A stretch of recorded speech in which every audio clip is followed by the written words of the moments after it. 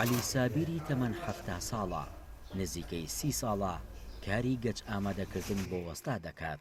ئەو سەرەڕای هەڵکشانی تەمەنی و قورسی کارەکەی دەڵێت بۆ بژێوی و دابینکردنی پار و بۆ خێزانەکەی بە درێژایی ڕۆژانی ڕەمەزانیش لە کارە قورسەکەی بەردەوامە.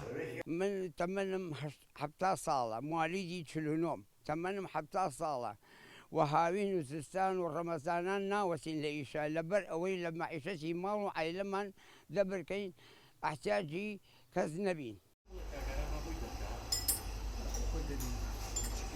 پیشەوەرانی شێچەکن لەو توێژانەی کە ڕەمەزان و پشۆکان بەردەوامن لە کارکردن. وەستا یادگار زیاتر لە 20 ساڵە کاری ڕایمەری دەکات. ئەو دەڵێ ئێمە ڕەمەزان و پشۆکان لە کارکردن بەردەوامین.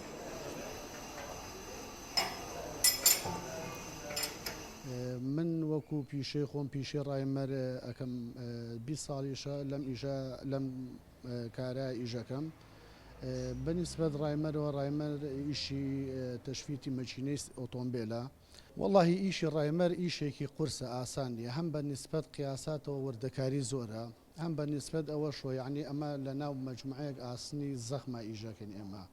ئەم دیاسا یعنی بە حەقیقەت ئەمە وەکو ئیشی فیتەرینیە بۆ نمونە بانزگۆڕینەکە یان فلپۆنگۆڕینەکە ئیشەکانی ئێمە بە عام زەخمن.